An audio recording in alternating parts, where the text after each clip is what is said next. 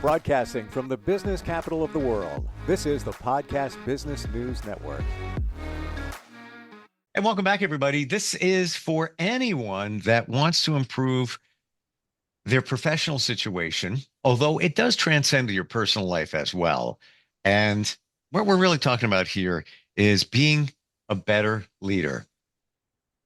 There's so much involved in that. It's a game changer when you harness some of the skills that she offers and teaches as a leadership coach. And by the way, if you have any questions, you want to reach out to us about anything we talk about today, instant feedback, steve@gmail.com or 631-319-6275. Denise Krumlian is back with us. How you doing today?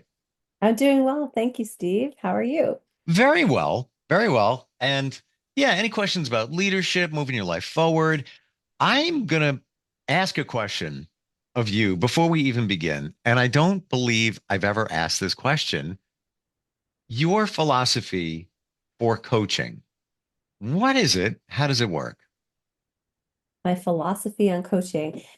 Well, coaching itself is a co-creative process. So the core tenet is that everybody has what they need already inside of them.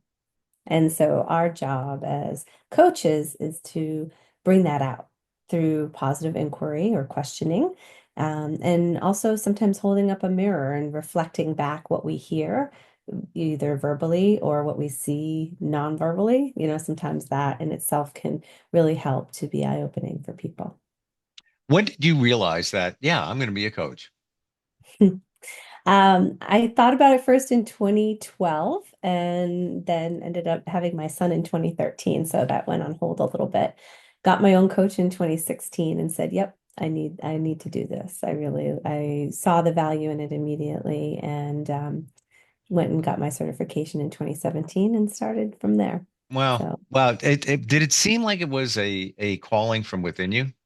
yes. Yeah, I do not remember where I first heard of coaching and how it came about, except that through my own leadership journey and becoming a better manager and people leader and looking at all these different resources and servant leadership came up and then looking at how to ask questions. And that piece of what I was doing and helping supporting different members of the team I really loved that part the most about leadership and my management. I know it's a cliche, but I find it in myself, and I'm going to say it. I am a team player. I really like to work with people on a team level. Solo stuff, that's okay to a point, but I don't need to score all the points. I don't need to take the accolades or all that. It's more fun when you do it together with others. Yeah, I completely agree. The collaboration that happens when I'm coaching with people, that co-creative process is something, seeing other people and their success and their progress and just knowing that, I was able to support them to get there. Again, Yeah. I'm not doing the work. That's the difference between consulting and coaching is that as a coach, I'm not doing the actual work of like doing the deliverable necessarily. They are the ones doing it and they're supporting them, but it's so much more powerful when they're the ones that have the aha moments versus me just Mm, telling them what to do. mm. Honestly, in the times that we've gotten together, I've had aha moments, like things you've, Oh. by the way, I put the post-it over here a second ago. I moved it. It's from like 2 weeks ago. Where is it? Compassion. Hmm. What are the three C's? The three C's of my culture of Ann. It's compassion, connection, And and commitment. commitment. That was it. I wrote it down. I keep it here. I And love it. because I want to share with others. We got Kelsey checking in from Clearwater, Florida. Instant feedback, Ooh. steve@gmail.com. She says, I'm responsible for a sales team. How can I build trust among them? Mm. Hmm. The Thought, first thing building trust is connection, right? So that's the second C. So it's ah, talking about asking them questions, asking what do they need, getting their input, having them feel heard, seen, and valued, and also sharing yourself of what matters most to you as the leader of the organization, having the culture that you want, being consistent in your messaging, being clear on your strategy, things of that nature, because when you're consistent in your messaging, it helps guide people to be able to do their work. But the most important thing is really understanding the person on your team. That really helps build the trust. They feel seen and valued. Ask them. I have actually a sheet that I'm going to be posting on my website. And so if you want to go to denisekrumlian.com, you can download the sheet, and it has a bunch of questions to help those conversations get Mm. started. It's so obvious, maybe rhetorical, but asking questions. We don't do it because a lot of times we feel like we need to bring it on. We need to, produce. We have to show people certain things, and then we just don't do that. Thank you for that reminder. That's one of the hugest things I see across the board with leaders is they feel like sometimes if they're not the ones doing the work, then they're not doing enough. And really their work is to be the best leader they can be for their team and really support them so they can do their work. For And that's sure. the difference. It's almost as if you're giving them foundation, to get that done. I think we have a call. Hi, can you hear us? Yes, I can hear you. How you doing? Very well. Who's this? This is Joe, Joe Blank. I'm just actually just contacting because I'm having a hard time about balancing work, family, and friends, and I can, see how I can set, a realistic and achievable goal for myself for that. So hi Joe. I Hi. want to make sure I heard you correctly. So if I'm hearing you right, you're saying that you want to have more balance between your work and your personal life with your family and And family friends? and friends, yeah. Yeah. Okay. And so I guess may I ask a couple of questions to start? Sure. Okay. I'm curious about what you've done so far that you may have that have might have helped you, or maybe you haven't had success with so far. Well, yeah, I mean, be able to with work. I mean, I'm always working, the timing and availability, and also a lot of stress I'm going through in my life as well. Okay. Yeah, Yeah, so personal. okay. So with that, I would probably encourage you to think about some boundaries. And so maybe if you're wanting more, what I like to call life harmony, not just Right. balance. There's Uh, there's times where you're going to have to be doing more work, and then there's times where you might be able to have more fun. Is really looking at it can be even looking at your schedule. What can work for okay. that Oh, day? I didn't think of that. Okay. Okay. Or that week and just say, what do I want? Setting your intentions for the week and how can I help meet my goal of having more harmony in my life with my work? That sounds pretty good, and having a little bit more, mental stability as well. Okay. Wow, Yeah. The that other was a piece great note. Oh, that's awesome. And with that also the clarity and stress, I would say, we've talked in another episode about resilience. I would say, what can be your resilience routine? How can you help yourself bounce back from any of the stresses that you have so that you can, be more fulfilled and happier too? So whether it be exercise or that connection with your friends or better sleep, any of those things, or there's many Oh yeah, others wow, too. wow. You hit on the news. You hit on the nose. Sleep. I get like maybe like 4 hours sleep. You're right. Sleeping is definitely a big factor in the case as well. Mm, Mm. sure. And Well, thank you. thank you very much for checking in. Thanks for Great day. calling. Thanks, Joe. Thanks, guys. Yep. Uh, yeah. The sleep thing, you don't realize it until you haven't had sleep, and then you're like, oh, I can't. I'm foggy. I can't focus. I'm on edge. Sleep.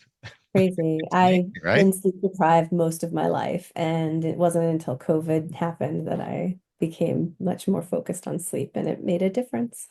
100% agree. I used to wake up 3:45 a.m. every day, um, and for decades, many. Wow. And it's now I I sleep till about 7, but I find myself short of time. And I know that if I woke up at like 6, I could get so much more done. But it's almost as if I feel like I'm doing myself an injustice. Mhm. That, Yep, that you prioritize your sleep. Yeah. Well, talk about the balance. I try to balance, nighttime, like take it to like 11 o'clock or whatever. Um, and if I wake up at 6, maybe it's not enough sleep. Yeah. Wow. Oh, Lisa, Searsport Maine, checking in, instant feedback, Steve at gmail.com. She says, I've been thinking about becoming a coach for a long time. Can you offer any advice? Yes. That's exciting. I'm excited for you. I just got that nervous energy, that excited energy, remembering when I was thinking about it. So Mm, I would say if you don't already have a coach, get a coach because experiencing it firsthand is probably one of the best things you can do. Um, and the second thing is that there are many different companies out there that can help you get certified. You don't have to get certified, but I really encourage people. There's so many people that call themselves coaches, and I'm a little bit of a purist. I am an International Coach Federation certified coach. I'm actually going for my second level certification, hopefully for wow. Q1. It's really helps to give a standard framework. And if she would love it, Lisa, I think it was, if she would like to talk more, I'm happy to have a call with her so she can set up some time through my website. Just go to my contact page Very and cool. set up a free discovery call. Yeah, love it. And thank you for that. And thanks, Lisa, checking in.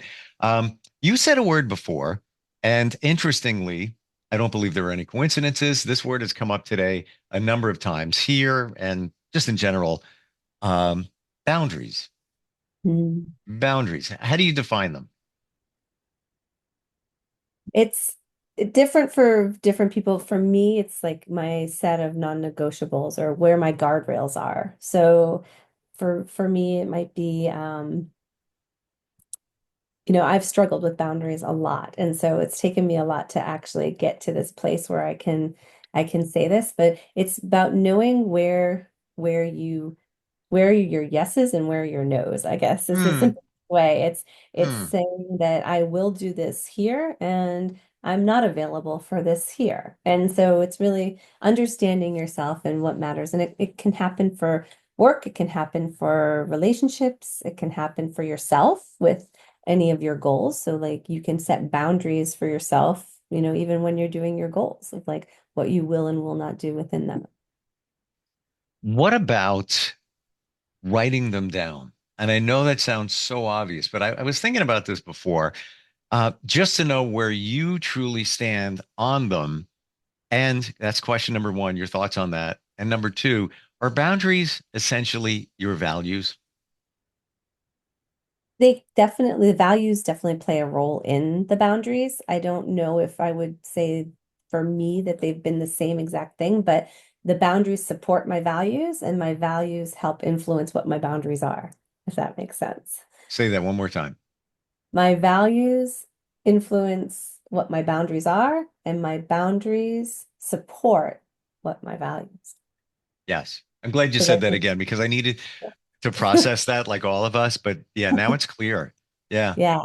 Hmm. And so writing them down, just like writing down your values, writing down your goals, I think there's a huge amount of power in embodying what it is that you want. I'll give you an example. So when I was starting my business, I didn't know I wanted to have a flexible schedule to be able to be there for my son. And so one of the things I had to do was figure out what my schedule was going to be. I wrote down my hours, and it took a while for me to be okay with not just the standard 9 to 5 after being in a corporate setting for so long. Hmm. Um, and so by writing it down and leaving it on my desk for me to see, it really helped me when it was coming up to that end of the day, my end of day for that day to say, remember, this is okay. I'm choosing this because this is going to help me with my life harmony. Hmm. I feel again writing it down like we don't have true clarity Yeah. with even within ourselves. And Mhm. I have a gratitude journal. I keep just a journal. I didn't do the journal for the longest time. And I would say, you got to write it down, you got to write it down. And I just kept avoiding it. I don't know why. Maybe I didn't want to, see my thoughts. But once I Mhm. started doing it, and I'm like, wow, interesting to the point where I almost look forward to doing it because I feel it's almost like when you call in a friend and you just want to vent or whatever. It's, Yeah. it's like, well, let me think about that as I write things down. And one of the wonderful things is you can refer back, tomorrow, months from now, years from now, and see where you were and Mhm. and how your life moved along in its trajectory. Absolutely. It can be a huge release, and it can also be a really good reminder or motivator. Before we leave boundaries, give me one Mhm. of yours. Um, Besides my work one, that's probably the most tangible one. I would say one of my other boundaries is if it doesn't feel right, then I don't have to answer right away. So sometimes I'll say, let me get back to you, so that I can process something. Like, so if somebody's asking me to do something, and if it's not like an immediate, oh yes, I must do this, I might say, let me get back to you. Let's schedule some time for tomorrow or whatever, so that I have some time to process, because I know that that can help me to really think through things. I love that. And we're so Mm. click crazy that we want people to know that I'm on top of it. I got it. All right. But it's okay to say, hold on, let me get back to you on that. All right, I'm Mhm. driving. I'll let you know, whatever it might be. Wow. Um, and if it doesn't feel right, it doesn't feel right. I encountered somebody recently who is a friend of an acquaintance, and I knew of them. They're all good. And I was at a venue and a bunch of people hanging out and started talking with them. And a little deeper conversation. And I'm thinking to myself, this is not me. This is not for me. I almost feel like, oh, back off. If I Mhm. didn't say anything, I'm very respectful, but Yeah. just like, no, no, I don't want to. And in the past, I would just keep engaging. I'm just like, I'm good with that conversation and we're good. And, not for me, not for me. Yeah, exactly.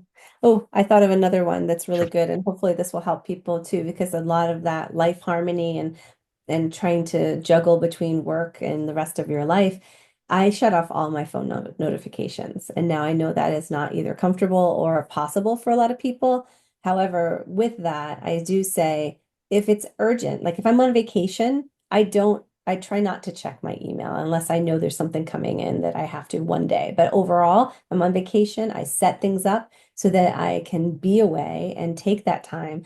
And I say to my team, I've said, if something's urgent, just text me. Hmm. Texting is the one way that I know you're not going to use it unless it's urgent. And if it's something that can wait, don't text me. We'll deal with it when I'm back.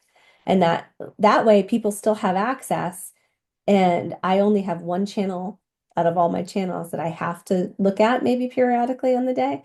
But it helps to just not have the headspace about work, for instance, if you're on vacation. Oh, for sure. By the way, I don't get any notifications. Mhm. None. None. It's a little laborious when I open up my phone, when I have a moment, going through every app and looking for, an indicator. Up, all right, somebody there's a, and even with my daughter, and that's priority. And we communicate because she's 16 on Snap. And then if I don't reply, then she hits me up as a text. And if I don't Mhm. reply, and it's important enough, then she'll call me. Yeah, And I think, if something's important enough, have somebody call you, and then it's your exactly. choice. You want to pick up or follow it up with a text. I got another one here from Keith in St. Louis. And he says, I have things I want to accomplish, but often don't make it happen. How can I stay on track? Oh, that's a juicy one. So goal setting and getting is one of my other key things in the Life Pie method that I have, which is clarity, commitment, and consistency. Hmm. So the three things. So the first is get really clear about what you want and why. Why is it important is such a huge piece of it. And then what is your belief system around that? Are you super committed? Are you a 10 in your commitment? And do you believe at a 10, level 10 out of 0 to 10, that you can do it? If the belief isn't there, you got to dive deeper on that, because you can be super committed in something, but not believe that it's possible and not get the progress you want. And the last place that also not actually attaining the goals that you're looking for and achieving them can be inconsistency.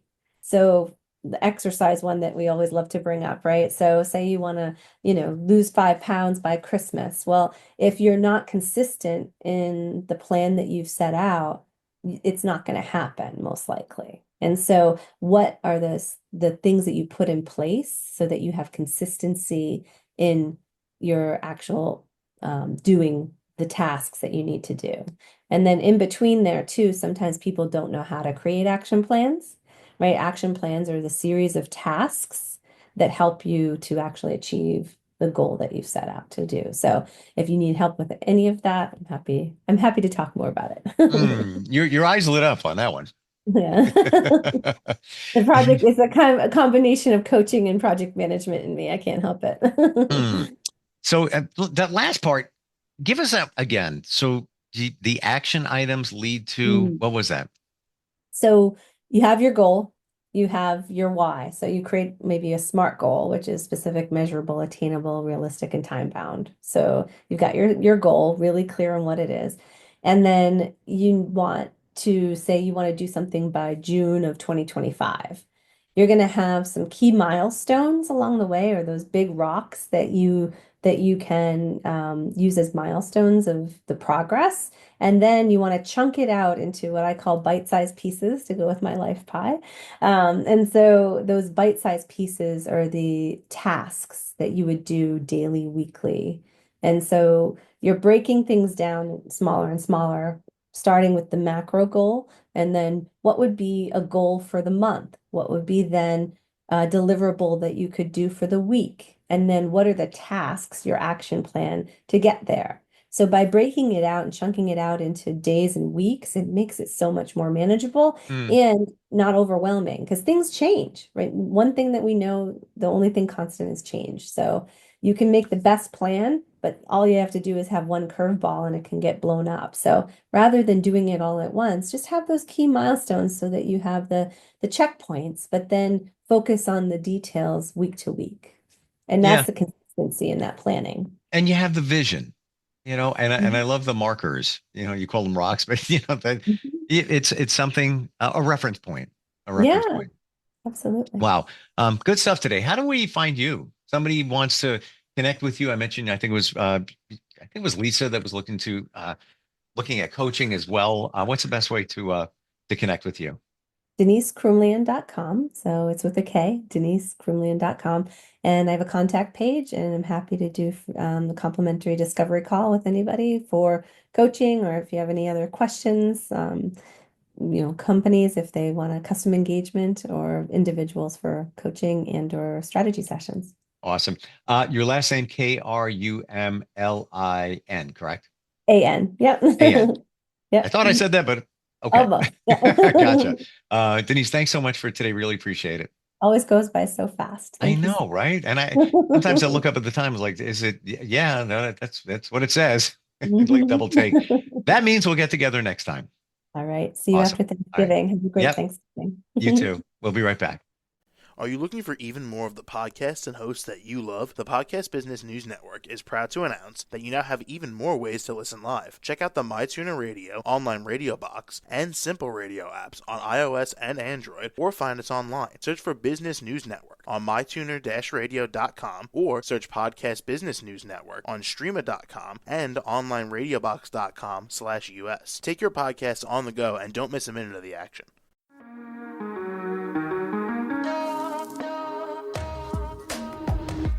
Broadcasting from the business capital of the world, this is the Podcast Business News Network.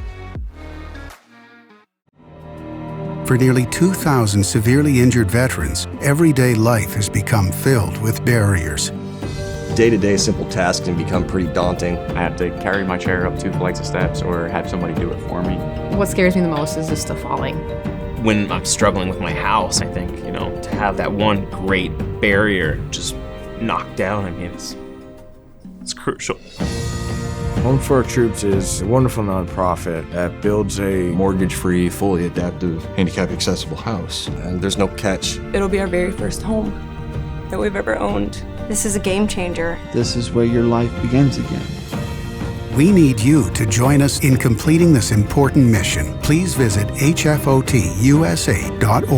and help build homes and rebuild lives. Because of you, everything's going to be okay.